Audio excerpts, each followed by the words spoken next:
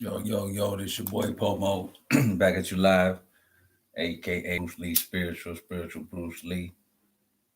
We combine all knowledge, wisdom, understanding, and get a complete, perfect understanding. And tonight we're going back into Gematria spiritual reading. And I'm going to play on clips from a rabbi just to explain Gematria for the next probably month until we actually get the idea of what I'm doing. You know what I'm saying? So just bear with me. This new GSD TV. We'll do a spiritual reading. I was influenced by Alchemy. I don't know if you y'all know her, but she gonna be on our show tonight, on my show tonight. So let's go.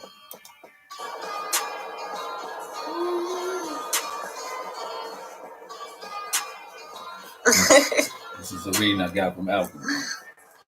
Oh my God, Chicago, y'all. Lord, I already know. I really want to spend Christmas in Chicago. That's been calling me for some reason. But I already know. My stepdad's family is from Chicago, so I was raised when I was little. I was in South. I was on the South Side all the time. Alina, is it Alina? That's what I'm saying. And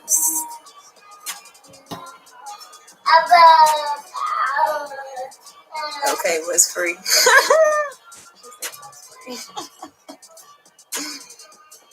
But yeah, Chicago ain't a game. Chicago is not a game. It's a war zone. Okay, FOMO, I'm gonna go ahead and do you. Unless.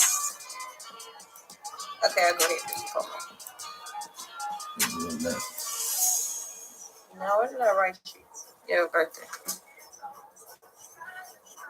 Godspeed TV. I know y'all. I'm probably like people like, well, we been here. They ain't been here, but I don't see y'all. I gotta do the post that I'm actually seeing right now. Tiffany, did I do yours? I feel like I did yours. Yeah, I did. You probably have to rewind it. Come on. I need your birthday again. It won't let me go up long enough. Me far enough.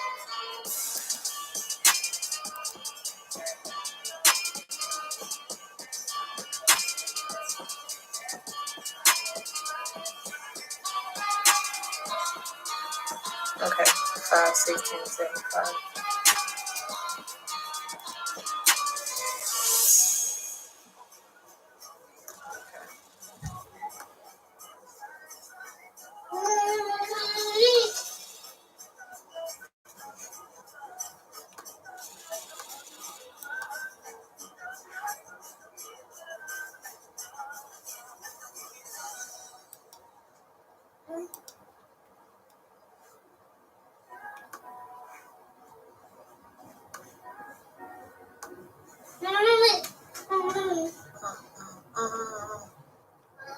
Flash the Pro, you back here?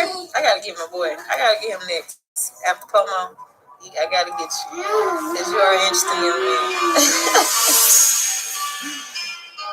And he be letting his presence be known. Do you hear me? He be arriving in this mother. Okay, May 16th, 75. Pomo. That's what I got for you. Sun in Taurus.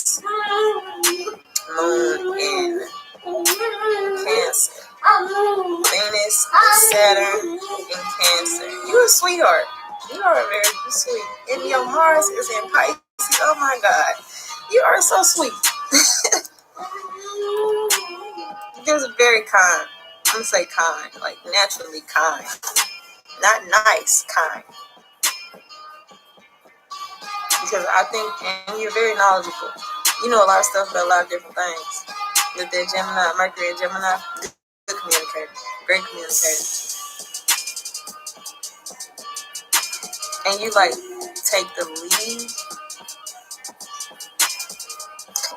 Last year, he said to go cold shower. That boy, what? He be on it. Mercury opposite Neptune. Here's to think about this one though. Okay.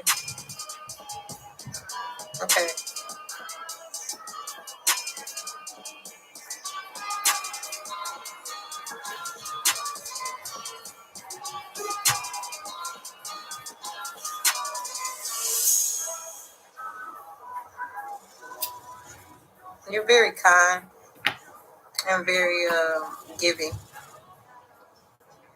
but I think you exaggerate a lot, especially in terms of the things that you know. I think you know things, a lot of different things, but you may not know like the full details, and so you fill in the spaces that you don't know.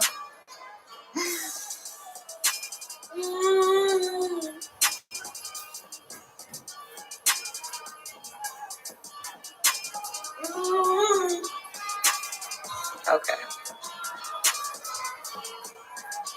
Your chart is literally confusing. But you got a grand trine. Mars, Moon, and North Node. And they're all in the water signs. So you're very intuitive. You're very intuitive. You're very in tune with your emotions and the emotions of other people. For sure. Highly spiritual, absolutely. For sure. That's for sure. Oh, okay. You're a channeler. You're channel. So I don't know about the exaggeration thing. That's one way it could go. Maybe when you were younger, as you were younger. And people may not have believed. Hey! People may not have. Oh shit! I didn't even put my damn sauce in my food in the crock pot. Side note. Yes, you're channeler. Channeling for sure. And you channel from some high entities. They give you information, especially like inspiration about writing. You probably write, or you probably communicate with others, but it's probably right, like writing. Okay, there you go. Yeah. Oh yeah, he's spiritual as hell. We all have in common is a birthday, which means everybody, we can agree about one thing. Everybody on earth has a birthday. I like that. There are not many things that we all can agree upon, but that we can because everybody was born. Everybody was born a particular day.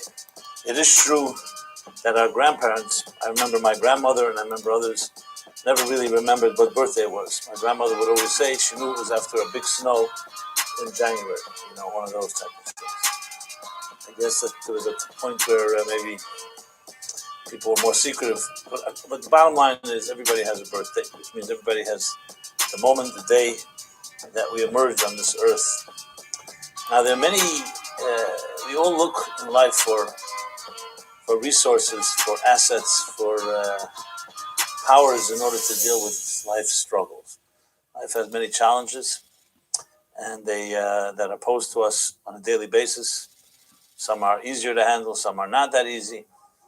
And of course, we look for tools. We like to have a good arsenal, a tool chest of, I don't want to call it weapons necessarily, but we'll say it's instruments and tools to be able to deal with various issues we deal with. And at times we feel sometimes inadequate where we don't have the tools. Some of y'all don't know this Godspeed TV. Like, subscribe, share. Well, I keep playing this. I'm going to play this for a month straight because y'all want to get this iterated or understood about what I'm doing here as far as spiritual gematria, spiritual reading.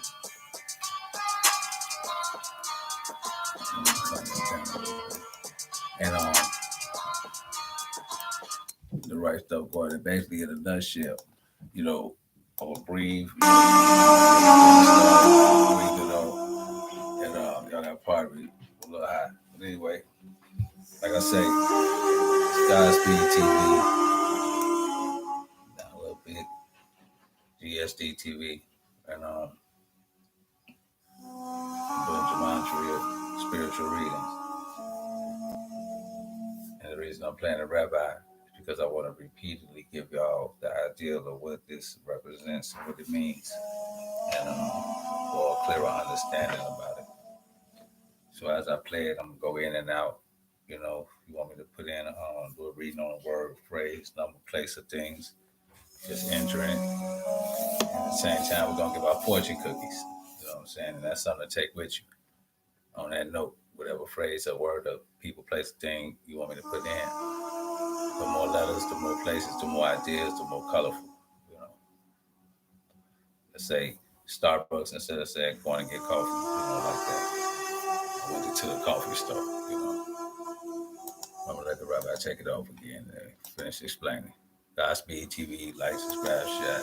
With instruments, or the methodology. But as there often is the case, that often that our greatest assets are right near us and we're not even aware of it. You can have a resource that can be a very powerful one, and you may not even know it exists. And the reason for that is because we don't always look right inside ourselves, and we can't always see what's inside of ourselves. Like, what potential do you really have?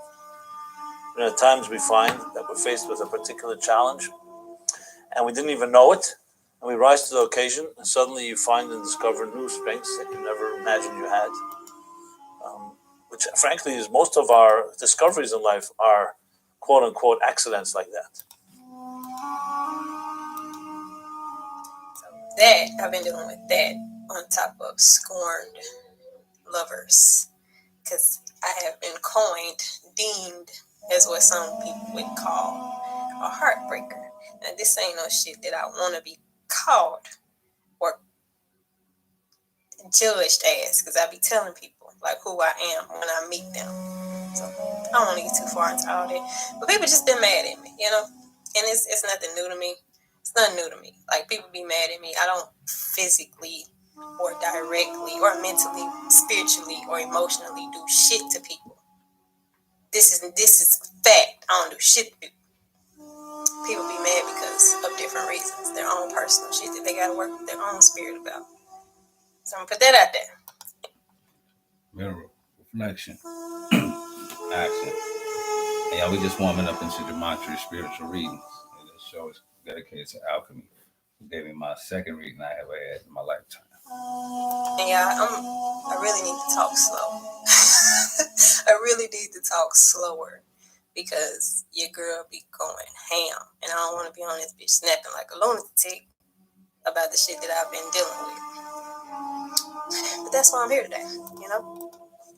That's why I'm here today, is to talk about the importance of protecting yourself if you are an occultist. They don't come planned. They come based on a circumstance. Suddenly there's a crisis, a challenge, difficulty, an impediment. You're faced with something you didn't expect. That's what experience is. The word experience comes from basically the trial and error of life. And often we do learn that we have strengths that we could never have imagined. That should tell you that how many other strengths do we have within us that we also have yet to discover. So, just as a lesson in its own, without getting into the details of this discussion, this class, the lesson always is there's never room truly for resignation and for fatalism and for hopelessness, because just use your common sense. We do not know everything we have inside of us. So to make a suggestion, I can't deal with the situation, you can say, I don't know how to deal with it. It's huge. It's like huge. I think at least 50% of your studies should be about how to protect yourself. Because if it ain't the people around you, like other humans, it'll be spirits. Or it'll just be just very low vibrational situations. It's always going to be some shit there to try to test you, to see if you are who you say you are, to see if you can do what you say you can do, to just try to tear you down because you look too fucking great.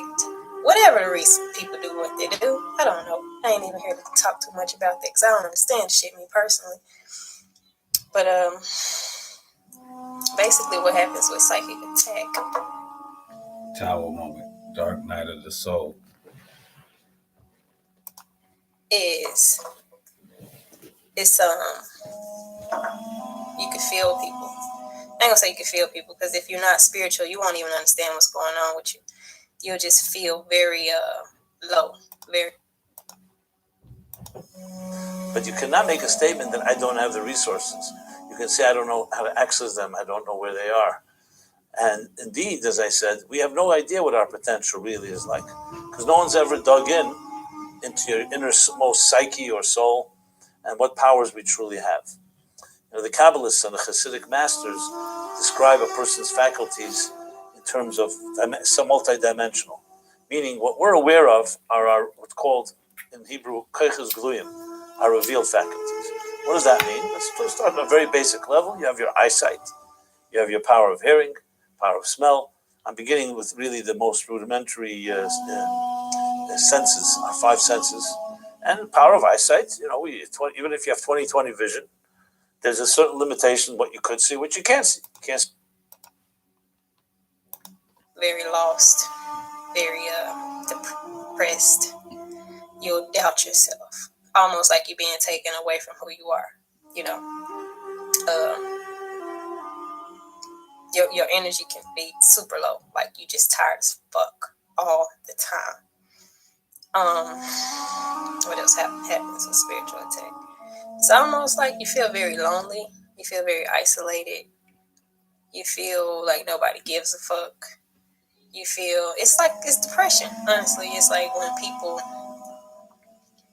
energies around you can think on you in a way that they want you to, like, say they want you to experience like terrible shit, or they don't want you to experience greatness, or they just despise your ass. Because I got some people out there that despise my ass. I find humor in the shit because it's like I literally didn't do shit to you, and you better hide because I'm gonna take your motherfucking head if I find out who you are.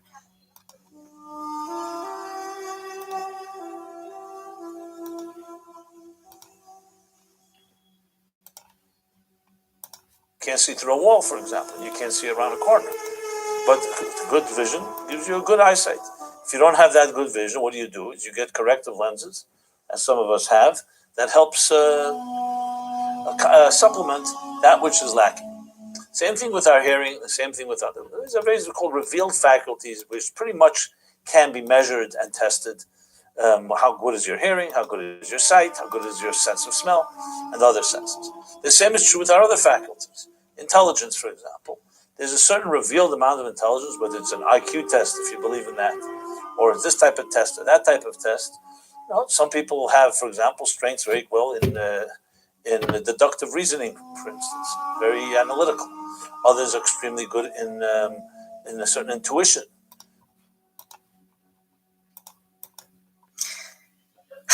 So people do this stuff. This is how people be moving. A lot of times, especially in the spiritual community, like especially in the spiritual community. I know a lot of y'all, like, you might see just this is my warning to my subscribers.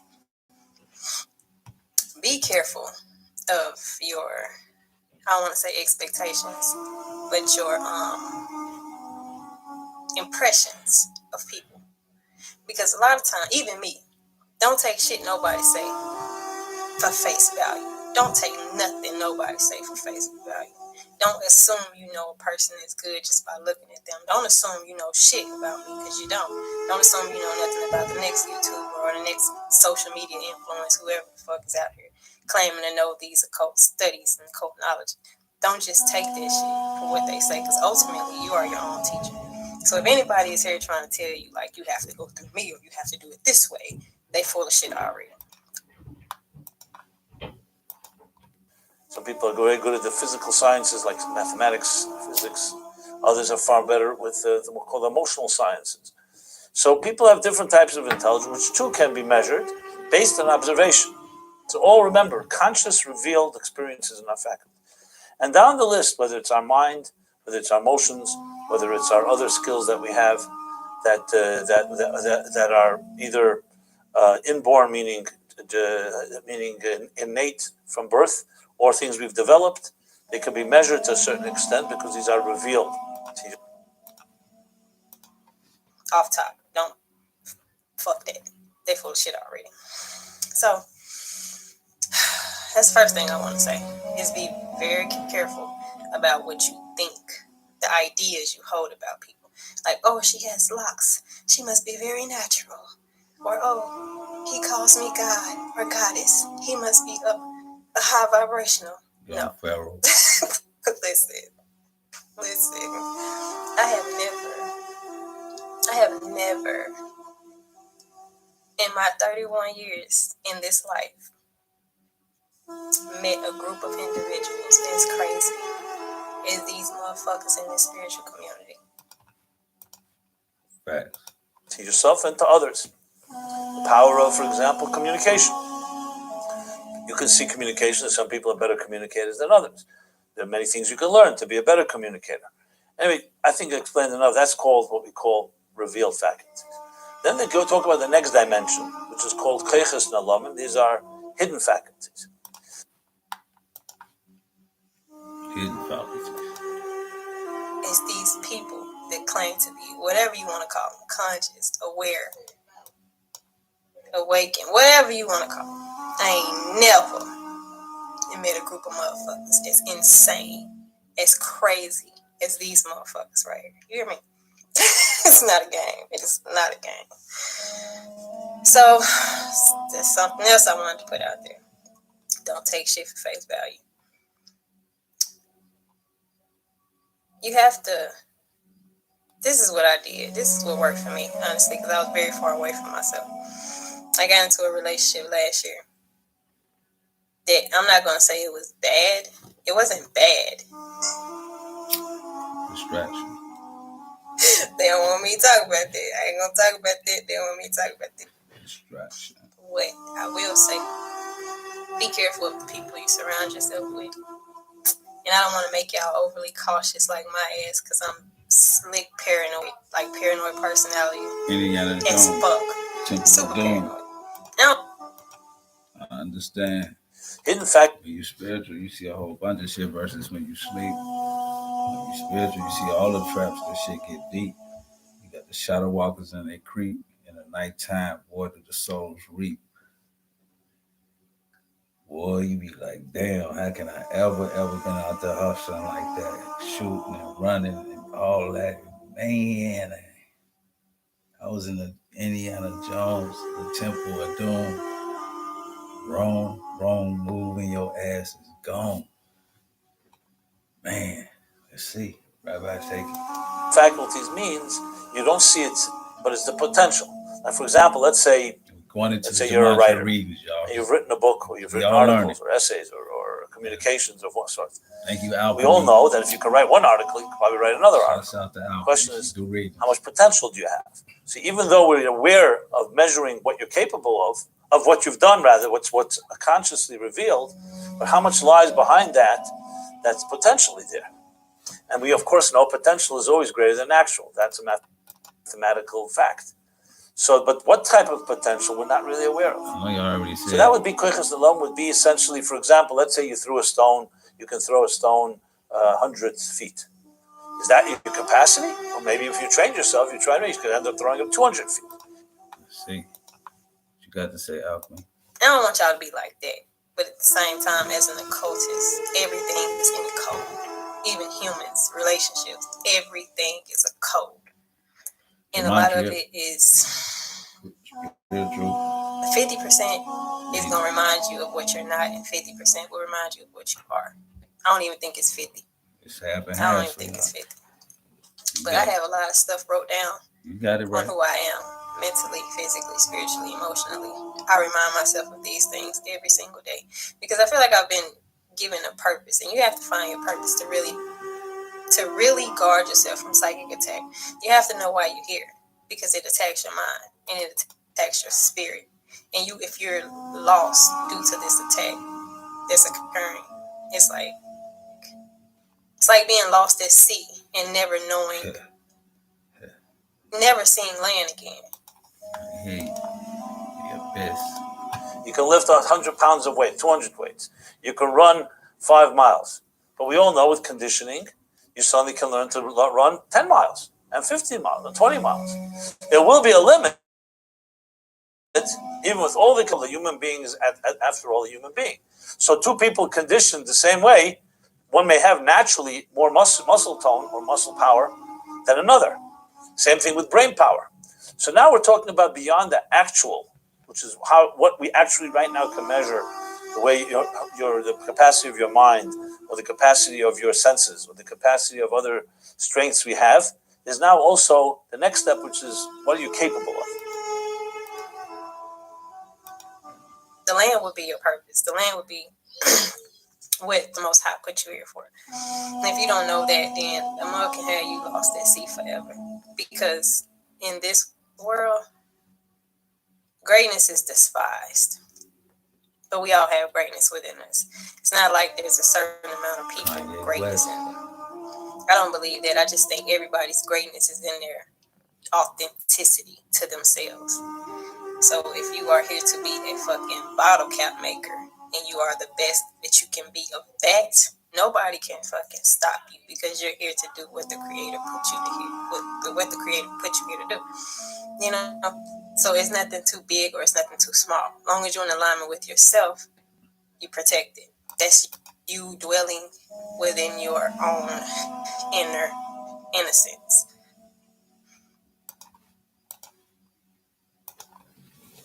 And we all know that we're always capable of more than what we have. So I just gave physical examples. Let's say I said, it may take conditioning, it may take training, but you can always do more than what you're doing right now in any given area. So where is that coming from? Why is that not obviously revealed? Because it comes from something that's somewhat beneath the surface. It's like saying a car you may drive a car at, let's say, 60, 70 miles an hour, but it has horsepower to go 180 miles an hour. Now, you may never use it, but it has that ability. Same thing with humans. It's harder to measure in those type of numbers, but whatever we have, you can rest assured there's more that has not yet been accessed. So that again is already very life affirming. It means you always have more than what you think you have, or what's visible. Let's put it that way. Then comes the next dimension, and this obviously, as you go deeper in, it gets more complicated and more subtle and harder to fully understand. And the next would be called koiches atzmim. Now, what are koiches atzmim? In Hebrew, atzmi means essential. These are already not just hidden faculties, but these we're talking about now are faculties at their core level. That's your purest state. And can't nobody move that shit. Because then nobody created that but one. And that is the oneness. That is the all. That is the top. Ain't nothing competing with that. Which is how I got back here. Thank God.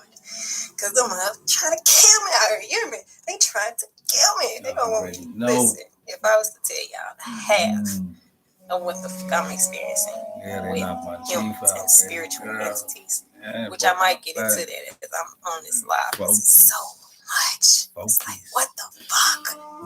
Yeah, your girl been at war. If you wonder where I've been at, your girl been at war.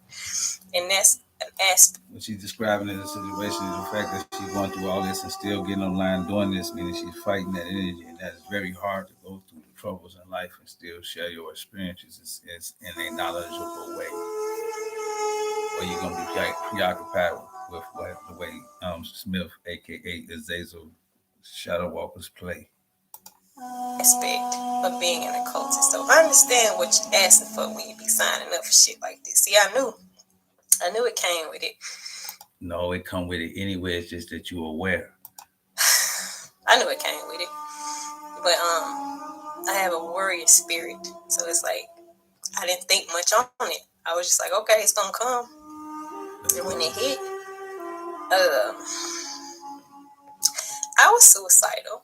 I could say I was suicidal. For sure. I was very depressed. Dark night of the soul. Will make it as you did.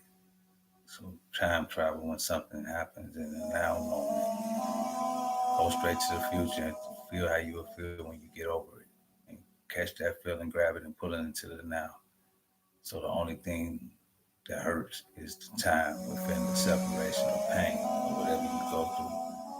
But then 5 years, 1 year, 2 years from now, you won't feel the same way. So forget the time in between being destroyed and go straight to healing. And you go forward time. It's that time you feel. Extremely depressed. I developed a physical ailment, which is never going to go away. My skin was horrid. My hair was falling out. My motherfucking teeth was falling out. It's not a game. It's not a game at all. So I don't want y'all to take light of anything I'm saying. Like, this shit is serious. It's out for your soul. She for real. It's really, because I can consider it to be people. I can consider it to be spirits. I can consider it to be what some call the devil. You know, but I'm so metaphysical that all of these things have all these layers. So I just say it, because ultimately it's a frequency. And this frequency is always out to get something, because it's very negative, and all it does is suck. That's the only thing that gives it life, whether that be haters, whether that be negative entities, whether that be whatever. Let's pause. I'm going to what she's saying. Just bring me to put up. Dark arts training. I'm sorry. Dark arts training. This term refers to a period in your life where you are pushed, usually through some sort of suffering, to go beyond your current frame of reference in order to fully comprehend what is happening to you. This means pulling back the veil that hides alien interference in human evolution. Some common themes in this type of initiation are having a first-hand experience with extraterrestrials or extra-dimensional beings, having an awareness of entity attachments or alien implants. Whoever controls the mind controls the body, mind, and soul. Alien implants are used to mind control the masses to form socially acceptable belief systems and shape anti-human value systems, which are used to condition humanity to accept spiritual abuse from negative aliens. Like she said, I don't give a fuck what y'all talking about. Having people around you used as puppets to derail your awakening, distractions, having an unexplained illness that can't be sourced, drain your life force, having thoughts that are not your own, with mental looping, fear, addiction. See, mind control. Having thoughts that are not your own with mental looping, fear, and addiction. Having a series of betrayals that damage trust and leave you feeling totally bewildered. Having a series of betrayals that damage trust and leave you feeling totally bewildered. Having a total dismantling, losing partner, job, housing, car, friends all at once. Rather than feel victimized by these events, this is a time to take 100% responsibility for your own spirit, thoughts, emotions, and behavior. This is a time to build your spiritual house and develop energetic muscle and meditation skill. This phase usually requires that we educate ourselves about the earth and galactic history and go through the type of cosmic reorientation process. Meaning, as Bruce Lee, study everything and believe everything gonna be all right. If you chase death, death run, reincarnate and come back in the same body, everything you have been through, erase the mind. And we're doing it now. So you don't need to trip. God love you. I just want you to know that alchemy in this night, in this time. If you don't have an accurate assessment of many forces operating on Earth at this time, it is very difficult to navigate. One of the most common reactions for people to seek outside quick fix to have entities removed or implant distractions by third parties. There may be times when this can be helpful, but ultimately doing it yourself is the most beneficial. Until you build your spiritual house and command your space, these quick fixes will not last. Command your space is sane. Fortify your 12D shield. Intent unity vow to make your hub handshake. We all come together to make this a better day. As you come to comprehend that larger playing field and learn how 12D shield, how to scan and clear as a daily practice, your life changes dramatically.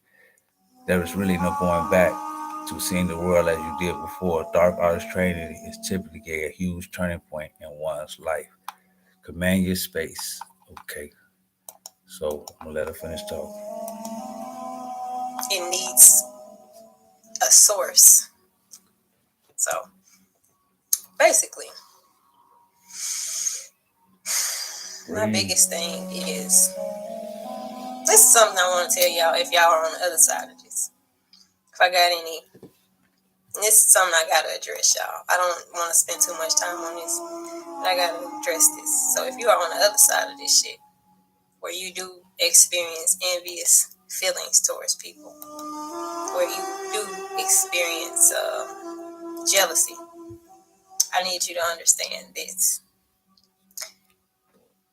That's a weakened state. Because anytime that you're looking outside of yourself, as something being greater. You automatically putting yourself in a subservient, not a subservient, but like a lesser than frequency. Even if you're looking at it through through the lens of hate, and really examine yourself and examine your thoughts. Like if you dislike somebody and they literally have never done anything to you, typically it's coming from a space of hate. What caused that? Maybe they remind you of something. Maybe they remind you of somebody that did you fucked up. Maybe, they make you feel like, maybe they just make you feel off or bad. But if you're still coming around that individual and they making you feel like that, these are all things to pay attention to about yourself. And let me just give an example.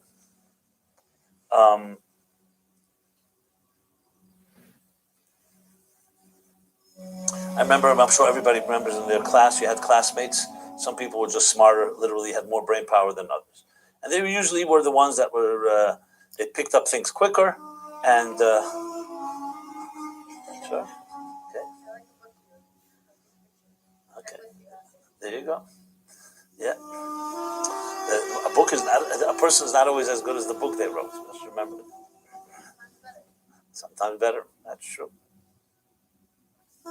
So for example, so in all the classmates we have in the school, people who have literally just born with more intelligence, or I guess I don't say intelligence, I would say with more brain power, ability to pick up quicker. It's okay.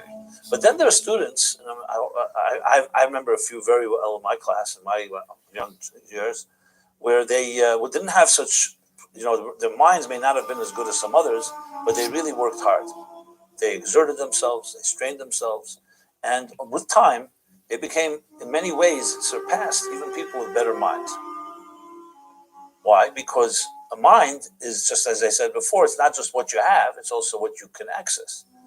And a person may have, you may have a person, as I said, one person may be able to have their muscles, if they conditioned and trained themselves, would be able to run, let's say, a 20-mile marathon in a shorter period of time than someone who has weaker muscles. But if that person is more conditioned, they can run faster and longer than someone with less conditioning, even though the former one with the more muscles may have more power, but they didn't access it. So let's go what you mean by that. Dark night of the soul, spiritual crisis. They not have more power, but they do not access it. During spiritual initiation or active Kundalini initiation stages or ascension stages, there are four main types of down cycle of spiritual crisis, which would be associated with the ancients and the mystics have called the dark night of the soul, aka Batman or Smith at your ass, Satan, talking about some, walking with Jesus, talking about I give you the world if you bow down. These phases of spiritual development are unavoidable, as the living death or ego death must occur for resurrection of the spiritual body and mind. All must enter the dark night of the soul or spiritual crisis, perhaps many times during the cycle process of evolution during the spiritual ascension process. The planet is undergoing a global level of dark night of the soul, the planetary collective souls during this ascension cycle. The deeper one goes into the die-off stage to drop off density, the greater the spiritual resurrection. Similarly to the more one allows the influx of Kundalini spirit phrases during the heart and consciousness expansion. The more they fight, the more love you give. The deeper one goes into the die-off stages. The die-off stages is either acute or chronic, depending on the person and the phase of awakening. It happened after each influx of spirit, the spiritual initiation stage. As the flesh transmutes density, there is a die-off of the conventional conditional structure, as well as a potential toxins, as well as all potential toxins throughout the body, physically, mentally, emotionally, and spiritually, energetically, cleansing them.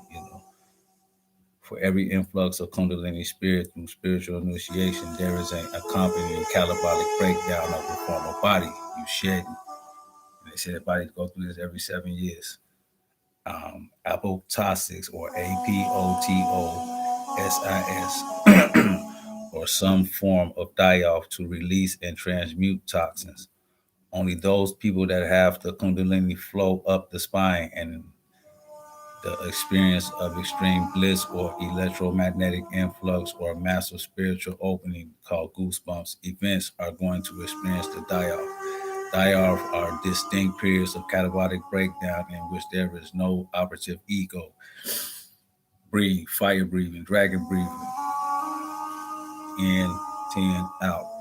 Other than which, other than that which is sufficient to drag one off to the couch, to the bathroom, or appropriate, meaning it is if it's necessary. I'm gonna let the queen finish talking, then we're gonna get back to that because this shit is getting scary. I know. But basically, if you are coming up, I'm just going to use myself as an example while I talk about this. If you are coming up against a spiritualist and you're giving this spiritualist the evil eye, like, I hate this bitch, I can't stand this bitch, you know, just talking terrible about this spiritualist. And it's coming from a space of envy and jealousy within your heart. And you're speaking to a spiritualist who has a certain purpose here, that's doing certain things for people here on this in this plane of existence. To understand that automatically makes you very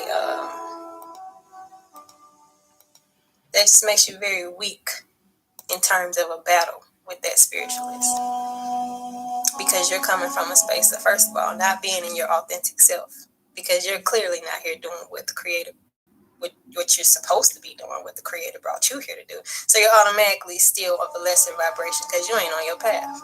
That's one. Then you're trying to go up against something that is totally and completely in alignment with what the creator put it here to do. So it's in this highest standpoint, and you're in your lowest, and you're trying to go to war with that, you get fucked off. So what does exertion do? What does effort do? What does training do? It can actually access powers that may not be revealed. That's on the hidden level. But then there's a place, as I said, the third dimension is, we're talking now getting like to the core. You think of it like getting to the core where the energy source, the mouth of the well of where these faculties originate from in the spirit, in the soul. Okay, he said 3D, dissolving the 3D personality, the incarnated station of our identity that was the personality matrix, the aspect that was enmeshed with the lower three-dimensional frequencies is also dissolving. This equates to the dissolving of our personality matrix or station of identity that was located in the lower three dimensions and moving that aspect of our identity into the higher frequency bands of our soul matrix or higher station of identity. What happens to people on earth who believe that they are the only, who believe that they are only their personality identity, that you only your ego? When it begins to dissolve, you go crazy if you're stuck in that stage. We can see the effects of that consciousness shift now in the global scape. The range of experiences for some people is from sensation of great anxiety, stress, and mental confusion all the way to the descent into madness and insane behaviors. Whoa. Most people are not aware that they are losing coherence. Coherence is this planet is ascending into higher frequencies of plasma, which greatly impact the principle of coherence.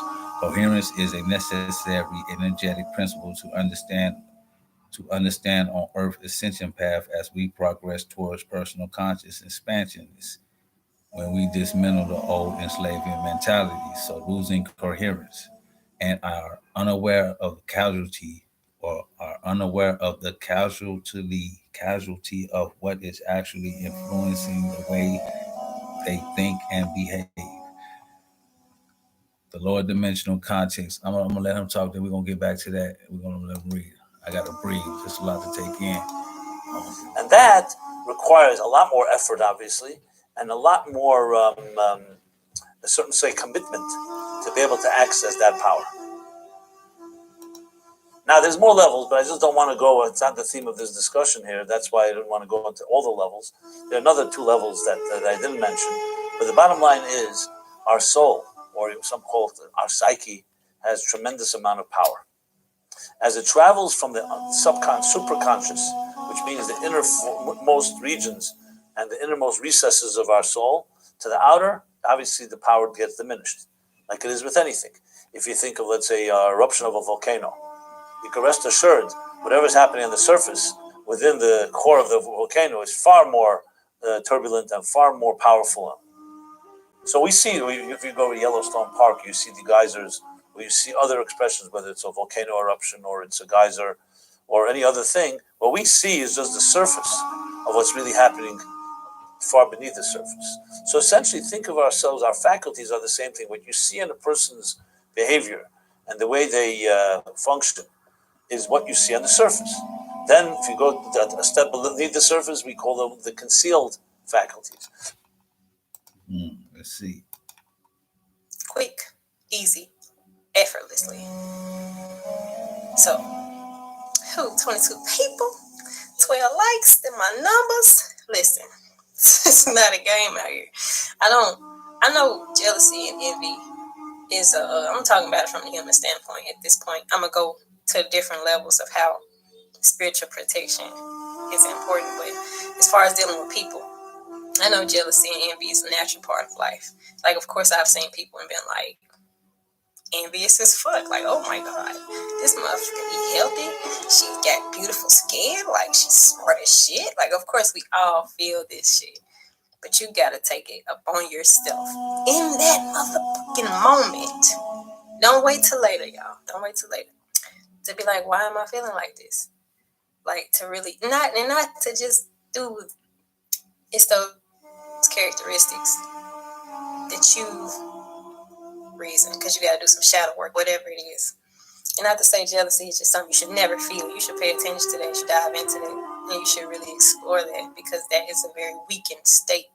And if you don't want to be weak, then, like, why would you want to be weak? You know, don't look at other people with something higher than you. And even if you're looking at something with hate, it's typically because you assume that it's higher than you. Let's see. But concealed can be concealed and it's just not revealed today, but tomorrow you can see it. It's just a matter of, like, something is concealed in a box and you open up the box and you see there's more power to it. But then there's a level that's concealed that you actually can't even access it directly, because it's not like just hidden and you have to reveal it. I'll just give an example. One of the examples given in Hasidic literature is the difference between a hot coal and a flintstone. Okay, a hot coal, as you know, a coal that is that you see is blazing, or has been, you can see it's red. The fires are coming, but sometimes you see hot coals, and to an untrained eye, or someone who doesn't know, it may even look burned out. It may have already been after. Sometimes you can't tell the difference between very hot coals, white hot coals, and coals that have already burned out, unless, God forbid, you touch it or you fan it. So where's the flame in those hot coals? The answer is it's concealed. It's there, and it's contained within the coals. If you fan it, or you get closer to it, you feel that heat. And in many ways, that heat can be even more than a coal that is ablaze, that a coal that is clearly a red coal or something that you see. Now, a flintstone is different. A flintstone, even if you fan it, you're not going to get anything out of it. A flintstone, you have to strike it. You strike it hard, and it elicits a spark. And that spark actually can light a fire. So if you try to open up the stone, you're not going to find any sparks. If you touch it, you're not going to get burnt. As a matter of fact, you can put a flintstone in water, and it doesn't extinguish the capacity for it to.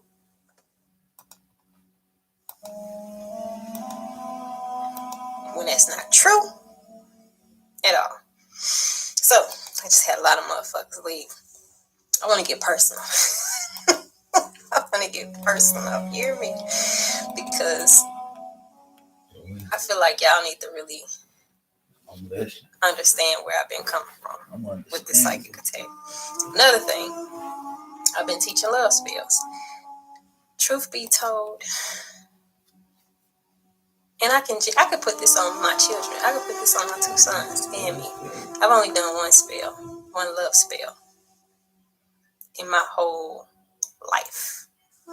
And that was on somebody who I told I did it to. And then I reversed it. I got rid of the shit. And we laughed about it. Right? So most of my karma as far as these love spells are coming from me teaching this shit to y'all asses. And so I've endured a lot of bullshit, just to put these videos up here on YouTube, teaching people the dark arts. Okay. And I don't blame nobody but myself. Of course, I knew what I was getting into when I was doing it. But I've had so many folks. Y'all, I ain't gonna say so many. But I've had folks, still have folks, doing love spells on me. I find it to be humorous because I be knowing exactly who it is. And it's like, it does mess with your head. Yeah. It don't make me want the ass. There ain't nothing shit gonna make me want you if I don't want you. FYI, if you watching this motherfucker. Listen, that's the situation. That is the whole hard situation. I ain't gonna never want you if I don't want you. Oh, you put in water, it burns out. So there you have like 3 dimensions. You have a coal, a fire, open, revealed fire. That would be like the revealed faculty. The hidden power is that which is there, but it's just not obvious right now, but it's right there beneath the surface. And then there are powers that are called those that are so within the core, they're not even in any form or fashion yet any type of flame. But if you strike it, if there's a crisis, or if there's any other type of serious exertion, you can access even those powers. So it's fascinating if you think about it, because then we could basically have a model, a formula for educating and training people. You begin with what you have, what you see you have. You can always assess a person's conscious revealed faculties. Then you work on trying to help a person fan the flame, so to speak, and discover what is beneath the surface that doesn't require a lot of effort. And then there's what requires a lot of effort, which is the exertion, or the equivalent of striking the flintstone. And that can be a crisis, that can be also exertion. Strong effort. I mean, when you struggle through something, you all know when you're reading something or researching, or you have to prepare a paper, or in school or whatever it may be, or a presentation at work. There are times you really struggle and it's really difficult.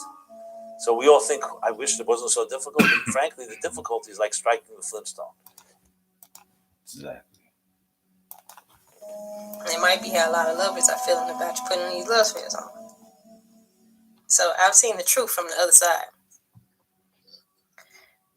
And but it throws your mind off. It throws your thinking off.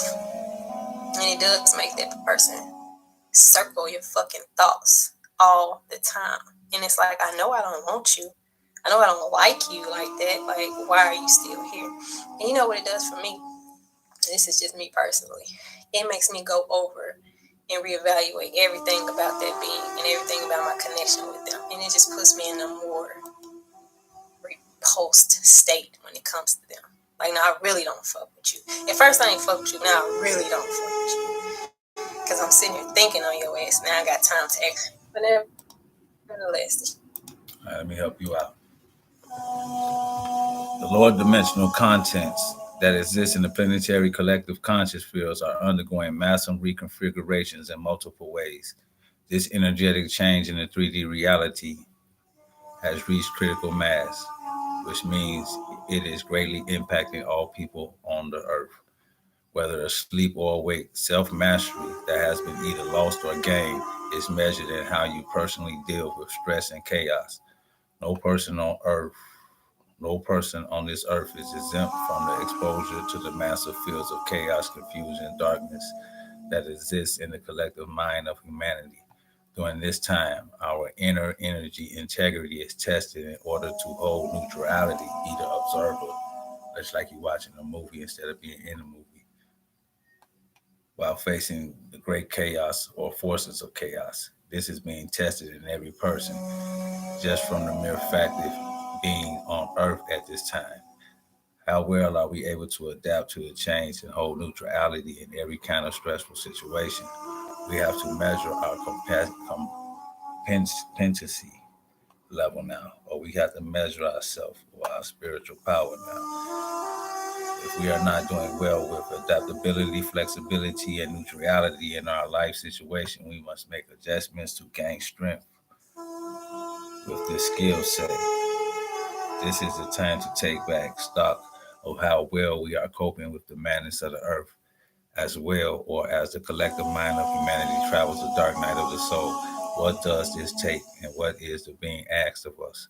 All people must take responsibilities for the quality of their thoughts, behaviors, and actions, as all conscious that is created has directed cause and effect. Let her go ahead. Shit was fucking. Yeah. My folks did not want me to talk about that.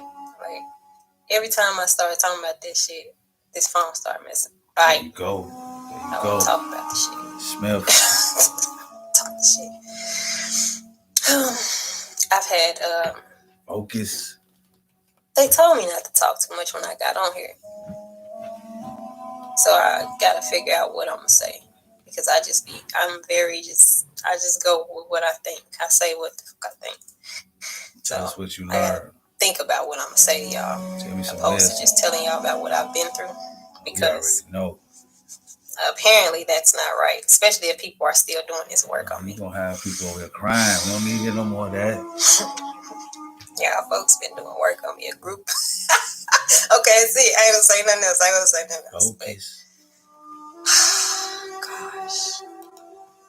It makes it very hard for me to talk when I can't be authentic. Let me help you out. There are 4 main types of spiritual crises and down cycle events and metamorphoses that need to be clearly understood to prevent unnecessary suffering and secondary backlash. Lightning, rating, Mortal Kombat. Everybody bow down to lightning, rating, and all of that. This is a terror event of intense energy pouring up into the body, similar to a euphoria inner conjunction of spiritual activation. But in this case, it is an inner conjunction of feeling great discomfort, anxiety, pain, or fear. Here, we descend deeply into matter and flesh and experience inner fears and energy blockages, or experience internal anxiety with no apparent cause. We may be accessing buried parts of our unconscious or cellular memories that are embedded in our bodies. This negative inner conjunction mostly occurs during one's first initial awakening stages, which can help to surface hidden fears or pain located in the pain body. This terror or fear is the polar opposite to the spontaneous bliss awakening in a neophyte body at the early soul's initiation. For those that are unfamiliar with such intensity of expanding consciousness of and energy. Let's talk. We're going to go again. For some of y'all probably like, just say what the fuck it is. But the thing is, a lot of these motherfuckers might be on here. Truth be told, they'll probably be the main motherfuckers on here. That's what I'm trying to teach y'all ass about some shit, like come from a space of jealousy and hatred, and how easy I can take your motherfucking head off for acting like that. And now that I knew because truth be told, I didn't know what it was. I knew that I wasn't in a good space. I knew I didn't feel good. I didn't think, because I don't really communicate with people. I don't communicate with, I can count on one hand how many people I communicate with. The fact that that's my life, I didn't really think like it's a motherfucker actually out there doing work on me, like people, like a group. Like, I'm just like, no. For what? I ain't got that many subscribers. Like, my shit just like, I'm just talking to the people that I vibe with. Like, it's not that deep. I got you. Shock, white death, or atomic shock in the CNS that occurs immediately after a mystical or ecstatic experience with the Kundalini spiritual activation. This is the contraction or toxic overload after a significant opening to the extreme bliss of euphoria in a conjunction event or spiritual initiation stage into a higher frequency or level of light body. Sometime in this stage, a person can feel numb, apathic, or in a void.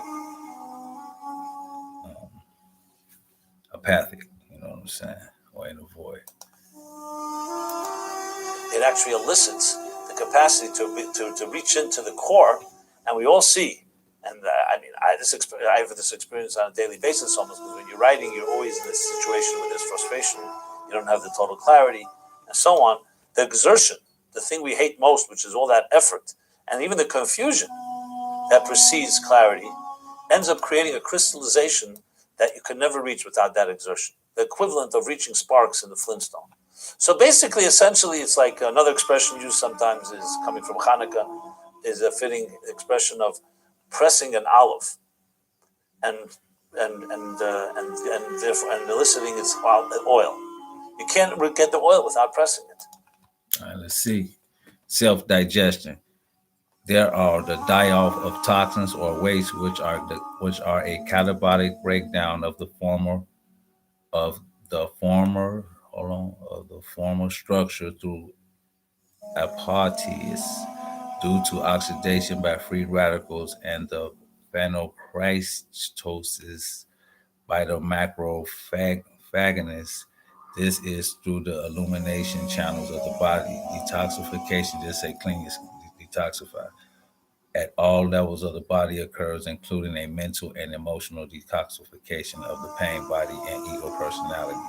Changes in the hormonal structure and endocrine functions. This is also the process of ego death. Oh fuck y'all. I can't hardly see this shit, but bear with me. So bottom line, there are things that are at the surface that you can access. There are things that need a little effort, and then the things need a lot of effort. And that a lot of effort reaches deeper into your soul's powers. So if someone were to ask you, or to me, or anyone, what are you capable of? You could at best say, I know what I've accomplished, or what I think I can accomplish, what I do right now. But we don't know necessarily what's going on in the hot coal that is not so revealed. And definitely we don't know what's going on in the Flintstone dimension, where it's so hidden that it needs to strike it. You cannot dissect it and say it's there. And that's why we do indeed find, as I mentioned, situations in life will challenge you. If you don't retreat, you don't shy away in fear, they challenge you, can help you, what they call rising to the occasion. You suddenly see a person that has capacities, abilities that were not obvious before. You wonder, where did it come from? For people to go out their way to fuck me off. Like, who am I? You know, that's how I've been feeling. But apparently, that shit really gave me an ego boost. I won't lie to you. It did give me an ego boost. Because it's like, I don't even want to talk about this shit no more. What I will tell y'all is spiritual maintenance should be a part of your self-care routine. Spiritual baths. I like okra. That's one of my favorite ones. Is to get okra, fresh okra. And when you're taking a bath, have the okra in the bathtub with you. You know, you can get like a little bucket of okra from the store, or you can get frozen okra too if you don't got it fresh. They usually have it frozen, and it don't have to be the whole okra.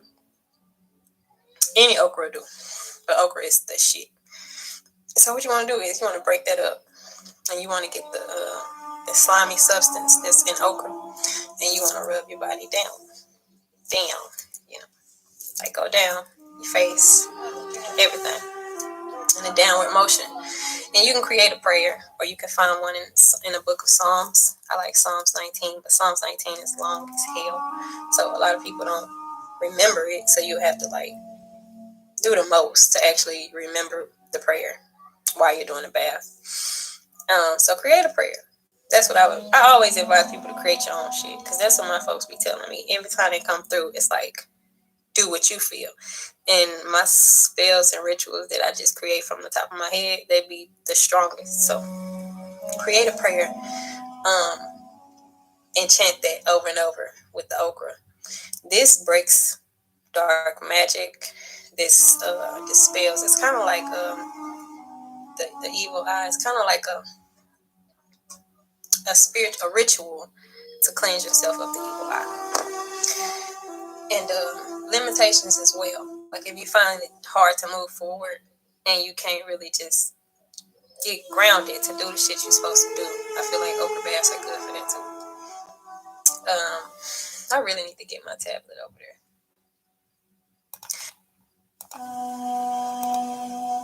It was there, but it required a strike.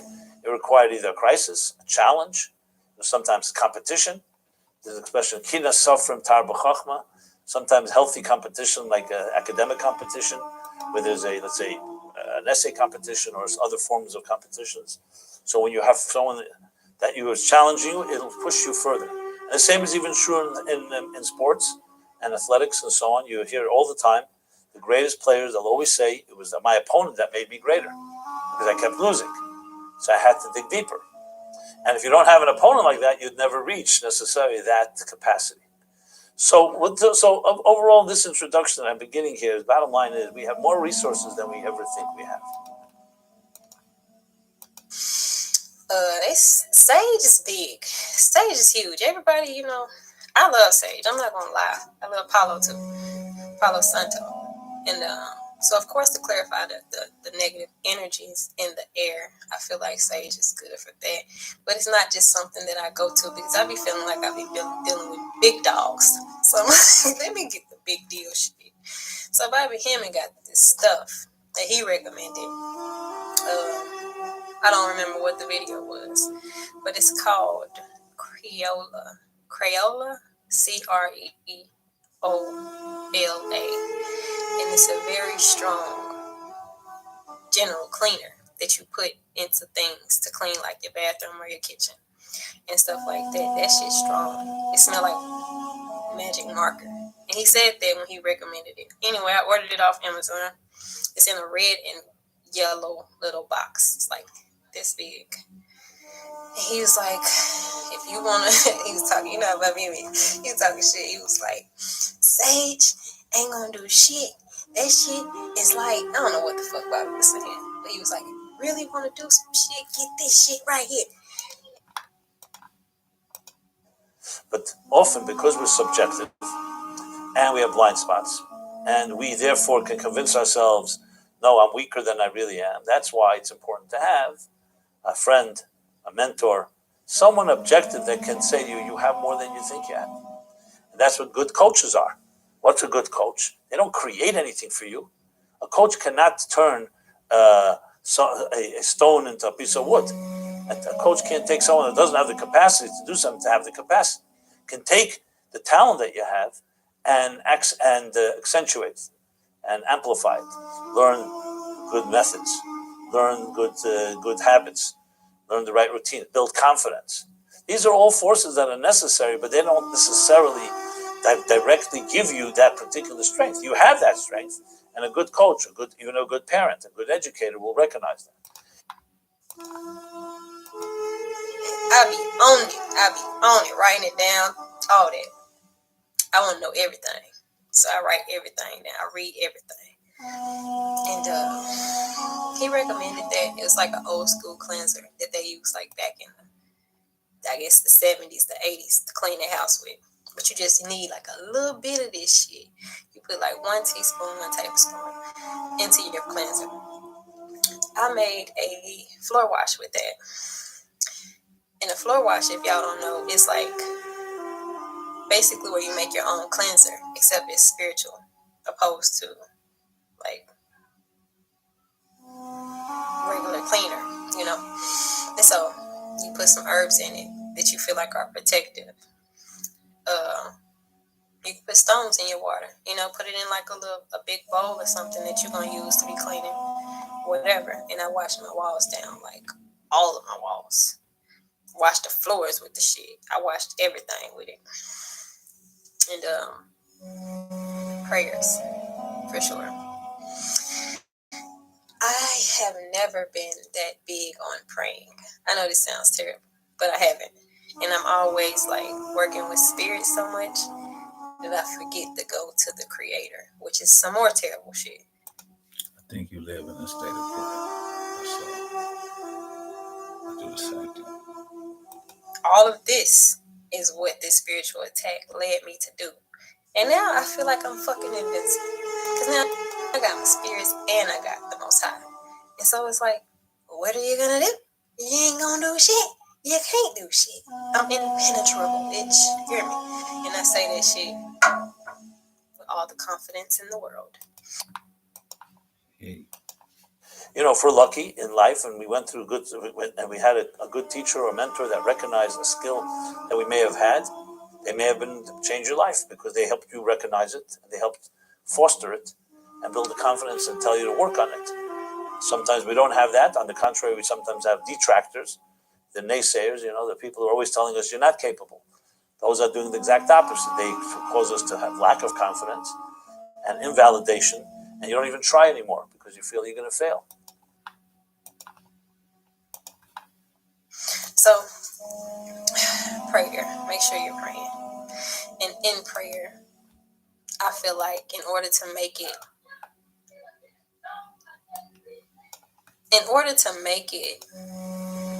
what is the word? In order to make it hold weight, because I don't know the word I'm looking for, you got to be in tune with you, like I said. You got to be in tune with you. You can't be out here doing fucked up stuff to people, then going back and praying to the Creator or praying to your ancestors for them to help you, because you on a frequency where they can't help you, clearly, So you have to make sure your vibes are clean. You can't just take a spirit bath and wash your skin with this shit. Then the inside of you still yucky as a motherfucker. You actually gotta take note of the things you do to people and why you do it. And purify yourself from inside. So all this is a process which is not, if you think about it, it's not a common sense. The big difficulty is it's always easier to help others than to help yourself. You often criticize others. You can give people better. How many times have you given others advice that you yourself don't even take? We're all guilty of that. So don't join. Welcome to the club. And that's not because we don't have the capacity, but we're blinded when it comes to ourselves. We don't see ourselves clearly. If you want a good example, I always use this example because I always find it amusing. I have a lot of recordings, videos, audios, and so on. Till this day, I still don't like to hear myself on recording. I hear myself, I say, I don't understand how anybody can listen to this guy. Do you ever hear yourself Go through this exactly. I just keep doing this shit. recording? Very few people. I mean, I guess anchor people and singers and others are forced to keep hearing themselves till they really perfect it. But the first time you hear yourself in a recording, what does it sound like to you? It doesn't sound like me. But that's the voice everybody hears. You're the only one who doesn't hear it because your diaphragm or whatever it is like, you hear your own voice, not the same way that others do. Even though you have ears, but I guess you're hearing it coming from here. Or I'm not sure the analysis. But one thing is for sure, it doesn't sound like what you think it would sound like, right? You're trying to explain that you're used to your own energy. Other people are not used to your energy, so you become less aware of your own energy. People become more aware because they're not used to it. I was just listening to myself today. I had to make some notes of something. So I was listening, and I had to cringe. What could I say? I'm plenty self-confident. Don't worry about that. It's not the problem. It's just we don't see ourselves and we don't hear ourselves as others hear us. That's the bottom line. It's just an example that we're subjective, and that's why. So point being is this: that we have a lot more than we think we have, and it's right there beneath the surface of your own being. You don't have to go to any store. You don't need any program. You don't need any class, including this one, to discover that. Well, see. Like, I'm using myself for example again. Got a problem abandoning people. This is terrible. I'm gonna sound terrible here. I don't give a fuck though. This is my YouTube channel. This is the shit that I do. I'm a dismissive avoidant. This is what they call it. It's personality disorder, whatever the fuck. Where you just kind of like ghost people. You ghost people. So anyway, I got a bad ghosting people. I'm not disrespectful. I don't go into people's lives and disrespect them or down them in any way. I'm always there to uplift. I don't give a fuck who you are. I don't give a fuck who you are and what you're coming with. You can be a serial killer. I'm going to be like a whole therapist out here because that's what I am. So what makes you want to murder people? Like, I'm always there to do that. But my flaw in this human experience is ghosting people. And some would say that's not a flaw because some people don't need to be around you anyway. Just a lot of niggas need to be ghosted. Rightfully so. Understand but that ain't no problem. That's a gift. That has been my thing. That has been my theme of this life. I ghost people. And so I had to really go in. I had to really go within. Like, why do I think that's okay to hurt people? And I never think it's okay to hurt people. And I just learned a lot about myself in that process of that. So you basically have to question yourself. You have to be your own counselor, figure out why you do the shit you do. Because like I said, you cannot protect yourself from bullshit if you are bullshit. And that's just facts, and we all got bullshit in us. So I'm not saying you have to be perfect because we're human at the end of the day. But if you out here Y'all get the point. I ain't finna keep beating a dead horse. The point is, figure out why you do the shit you do.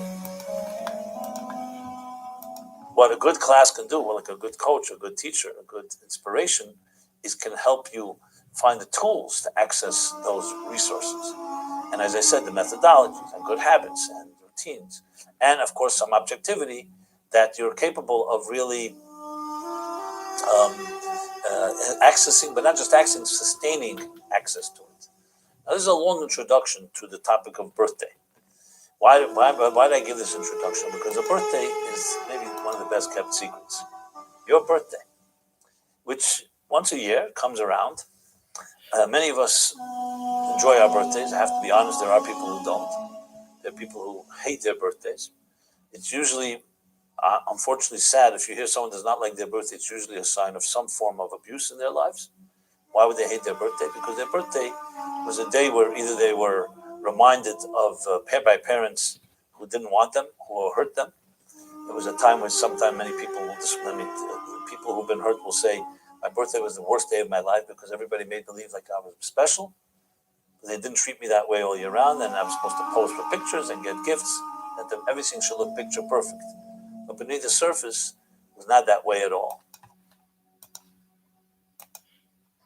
And repent within, because your Most High dwells within.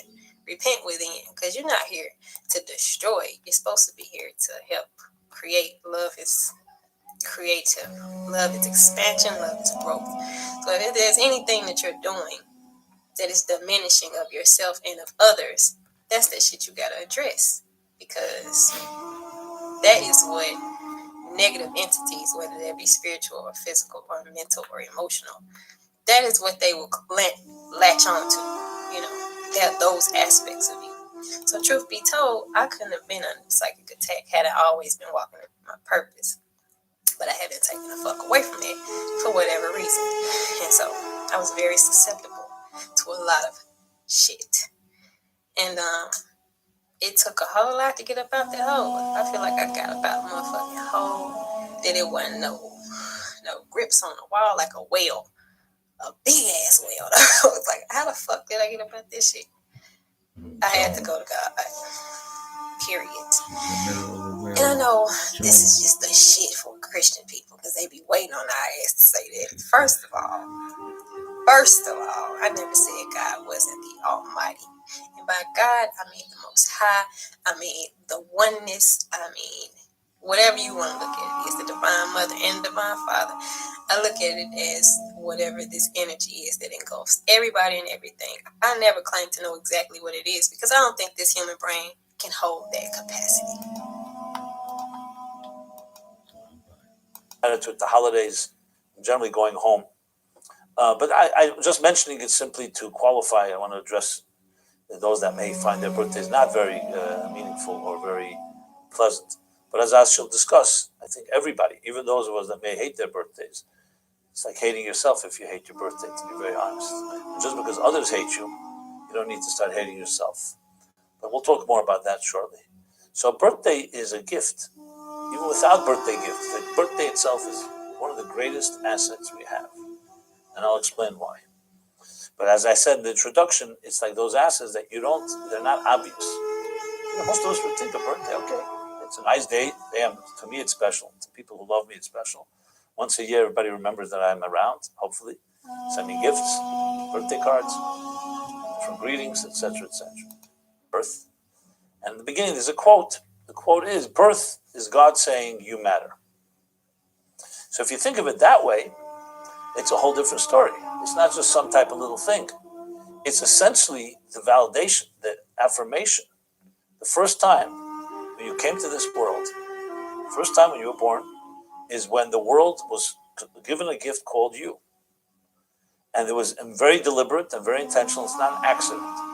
So it isn't just a celebration of your parents who had a new child. And it's not just a celebration for family and for yourself. It's actually the whole universe celebrates. That's the way Jewish thought looks at the birth of every human being. Because it sees a human being, as the Bible puts it, as created in a divine image. We're not just another little detail. So I just say God or Allah or Yahweh. And then whatever y'all want to say. I don't care. Everybody use different words. I had to go there. I had to go there and I had to apologize for downplaying its importance. And I just began praying every day. That's what I did, y'all. Because I couldn't work. I couldn't work the spirits. I couldn't work with my spirits. I guess I could have, but I just didn't feel it. Like, shit was attacking me from a standpoint of motherfucker was trying to cripple me. Like, I commend you some bitches out there. It'll never happen again, though. So I had to go to God. That's who I went to, y'all. I don't want to say that like it's a shameful thing. It's not. It's very empowering, actually. I actually made a video about this and the difference between working with spirits and the Most High. Great video, y'all, that I never released because, yeah, I just been feeling like I can't talk to motherfuckers on YouTube. Huh? Yeah. Got you, sweetie. We got you. Created in the divine image, and that you play a role, an indispensable role in this world, and have an indispensable mission that you and only you can accomplish. And that's what your birthday is saying. That mission began the moment you were born. The moment you were conceived, the process began, but you were not yet functional. You were not yet an independent entity until the moment when the umbilical cord is cut. And I know many of us have to cut that umbilical cord many times in our lives, figuratively speaking. But on a physical level, when you become an independent entity that breathes and eats and drinks on its own, even though you're still a vulnerable child, is your birthday. And the second thing that's important to remember, that in Jewish thought, the mystical thought, I've mentioned this many times, time is not linear. Which means sometimes you hear the river of time, past, present, future, like a river. And the mystics explain that time is actually more like a cycle, or I should say even more accurate, a spiral. So a spiral means time goes on an axis, and every year, when your birthday comes back to your birthday, it's not just you remembering you were born 10, 20, 30 years ago, whatever one's age is, but actually that moment goes back to the point in time, the point on that axis, that cycle, that spiral, when you were born, when everything is renewed. It's like the renewal of your mission then. So a birthday isn't just a commemoration, it's actually a recreation. And that's the same is true for the record for holidays. Rosh Hashanah, Yom Kippur, Sukkot, or any holiday. A holiday isn't just remembering something that happened, but every year Passover, or for that matter, Purim, to you, and how to understand what a birthday is and how to make it more meaningful. But we'll talk about that again more at the end. But there's some of the ideas that I have for Prime Minister Rabin, Yitzchak Rabin, after he was assassinated. So that night, that's how I remember the night. And there were maybe 2,000 people who came to the evening, and many stayed because of my talk, but they came for that. But since I was the speaker, that which was pre-scheduled. You talking about Martin Luther King? That makes sense. What's up? So that's huge when it comes to spiritual protection. That's everything when it comes to spiritual protection.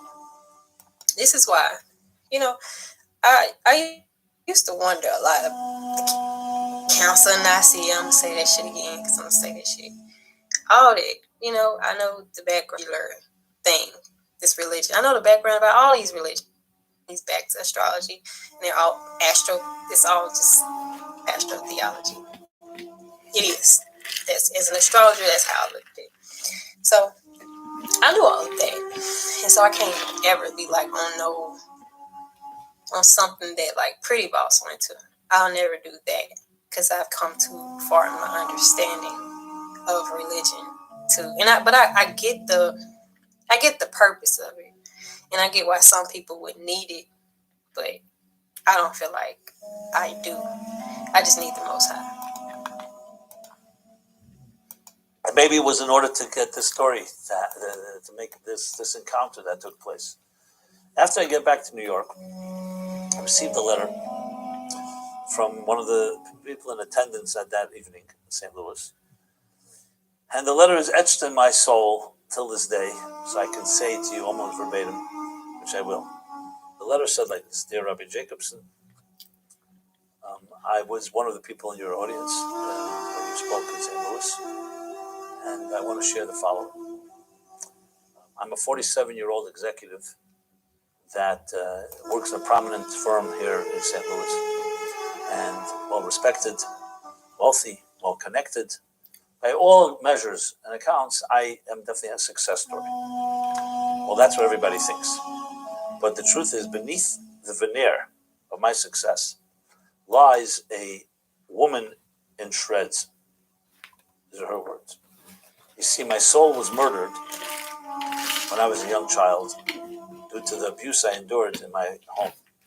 And she's explicit said this: psychological, emotional, sexual abuse that killed my soul. Not once, but every day, keeps killing it. And it's messed up my entire life. Relationships don't work. Intimacy is always unhealthy. I don't trust. I constantly test people. They test me. It's a mess. I've tried different types of therapy. Nothing has worked. What do people like me do? People who lose inner control of their lives. So they create outer control. I became super ambitious and driven and competitive and aggressive and made it on the so-called the business, corporate, financial level, executive level.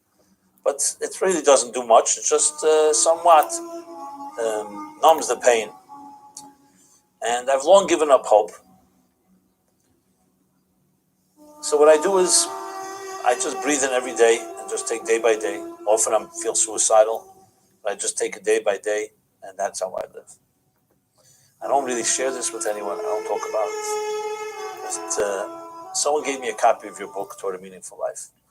I'm Jewish, but unaffiliated. I never go to synagogue. I have no affiliations. One of the reasons is also because of what I grew up with. And I was just browsing. I was leafing through the book, and a line jumped out at me in the chapter on birth. The line was, birth is God saying you matter. To your highest self, the God within you, then it's like you're impenetrable. But like I said, I don't want to keep beating a dead horse. So that's what I'll say about that. Detachment is important too. Detachment is very important. I feel like because when you cling on to something too much, it's like it becomes your weakness. I need to say that. I think, what is that quote? I always say this quote.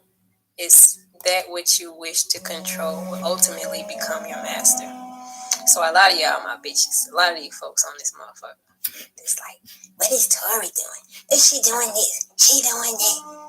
I should have figured your ass. Don't think just because I've been. Let me talk slow.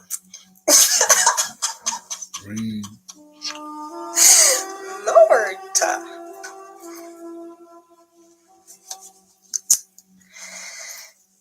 Okay. I told myself before I got on here, you're going to have to stop a few times to slow down. Because I know how I am. And I just say shit. I mean it though. I do. I just don't need motherfuckers inside of my mind to know what the fuck I'm going to do next. That's the Scorpio rising. Very careful about what the hell I let people know about what I'm doing. I don't let people know shit. Ever. Except for my YouTube family. And that's because I consider them family. But I understand a lot of my subscribers are ops. They're ops. Oppositions. A lot of them. How you go out your way to subscribe to a motherfucker you hate? I don't know. But back to what I was saying. That which you wish to control will ultimately become your master. So don't be out here